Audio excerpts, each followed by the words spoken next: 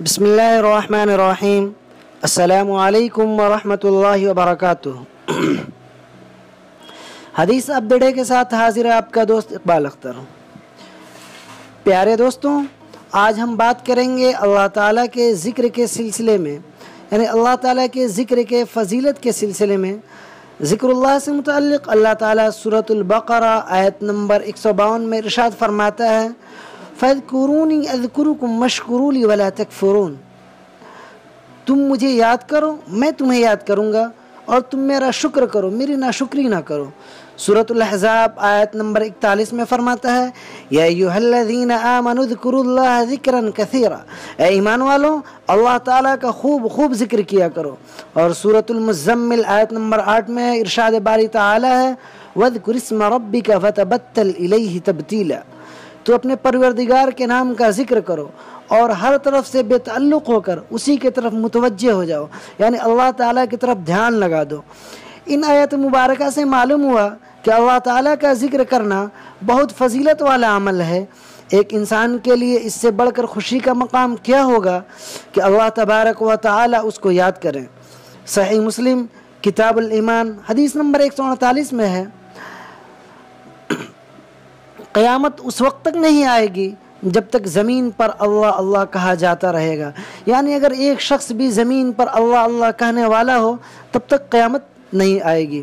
صحیح البخاری کتاب الدعوات حدیث نمبر 6408 حضرت ابو ہریرہ رضی اللہ عنہ نے بیان کیا کہ رسول اللہ صلی اللہ علیہ وسلم نے فرمایا، اللہ کے کچھ فرشتے ایسے ہیں جو راستوں میں گھومتے رہتے ہیں اور اللہ کی یاد کرنے والوں کو تلاش کرتے رہتے ہیں، پھر جہاں وہ کچھ ایسے لوگوں کو پا لیتے ہیں کہ جو اللہ کا ذکر کرتے ہوں تو ایک دوسروں کو آواز دیتے ہیں کہ آؤ ہمارا مطلب حاصل ہو گیا۔ پھر وہ پہلے آسمان تک اپنے پروں سے ان کو ڈھانپ لیتے ہیں، پھر ختم پر یعنی کہ جب یہ ذکر کی محفل ختم ہوتی ہے تو اپنے رب کی طرف چلے جاتے ہیں۔ پھر ان کا رب ان سے پوچھتا ہے، حالانکہ اللہ تعالیٰ اپنے بندوں کے متعلق خوب جانتا ہے۔ اللہ تعالیٰ پوچھتا ہے کہ میرے بندے کیا کہتے تھے؟ تو فرشتے جواب دیتے ہیں کہ وہ تیری تسبیح پڑھ رہے تھے، تیری کبریائی کرتے تھے، تیری حمد کرتے تھے اور تیری بڑائی بیان کرتے تھے۔ پھر اللہ تعالیٰ پوچھتا ہے، کیا انہوں نے مجھے دیکھا ہے؟ تو فرشتے جواب دیتے ہیں، واللہ انہوں نے تجھے نہیں دیکھا۔ اس پر اللہ تعالیٰ فرماتا ہے، پھر ان کا اس وقت کیا حال ہوتا جب وہ مجھے دیکھے ہوئے ہوتے؟ وہ جواب دیتے ہیں کہ اگر وہ تیرا دیدار کر لیتے تو تیری عبادت اور بھی زیادہ کرتے، تیری بڑائی سب سے زیادہ بیان کرتے، تیری تسبیح سب سے زیادہ کرتے۔ پھر اللہ تعالیٰ دریافت کرتا ہے، پھر وہ مجھ سے کیا مانگتے ہیں؟ فرشتے کہتے ہیں کہ وہ جنت مانگتے ہیں۔ اللہ تعالیٰ دریافت کرتا ہے، کیا انہوں نے جنت دیکھی ہے؟ فرشتے جواب دیتے ہیں، نہیں واللہ اے میرے رب، انہوں نے تیری جنت نہیں دیکھی۔ بیان کیا کہ اللہ تعالیٰ دریافت کرتا ہے ان کا اس وقت کیا عالم ہوتا اگر انہوں نے جنت کو دیکھا ہوتا۔ فرشتے جواب دیتے ہیں کہ اگر انہوں نے جنت کو دیکھا ہوتا تو اس سے اور بھی زیادہ خواہش مند ہوتے، سب سے بڑھ کر اس کے طلبگار ہوتے۔ پھر اللہ تعالیٰ پوچھتا ہے، وہ کس چیز سے پناہ مانگتے ہیں؟ فرشتے جواب دیتے ہیں، دوزخ سے۔ اللہ تعالیٰ پوچھتا ہے، کیا انہوں نے جہنم دیکھا ہے؟ تو فرشتے جواب دیتے ہیں، نہیں واللہ انہوں نے جہنم کو دیکھا ہی نہیں۔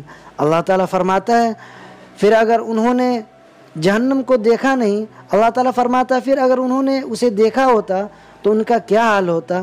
تو فرشتے جواب دیتے ہیں کہ اگر انہوں نے جہنم کو دیکھا ہوتا تو اس سے بچنے میں وہ سب سے آگے ہوتے اور سب سے زیادہ اس سے خوف کھاتے۔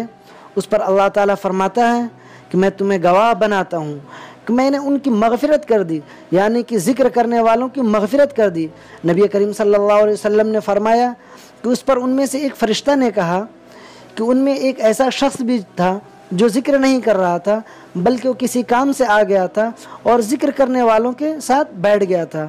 تو اللہ تعالیٰ ارشاد فرماتا ہے کہ وہ لوگ ہیں، یعنی یہ ذکر کرنے والے وہ لوگ ہیں جن کی مجلس میں بیٹھنے والا بھی نامراد نہیں ہوتا، یعنی وہ بھی ناکام نہیں ہوتا، گرچہ وہ دوسرے کام سے آیا تھا لیکن وہ ذکر کی مجلس میں شریک ہونے کی وجہ سے اس کی بھی مغفرت کر دی جاتی ہے۔ اللہ تعالیٰ ہمیں بھی ذکر کرنے والا اور ذکر کی مجلسوں میں شریک ہونے والا بنائے، آمین۔ السلام علیکم ورحمۃ اللہ وبرکاتہ۔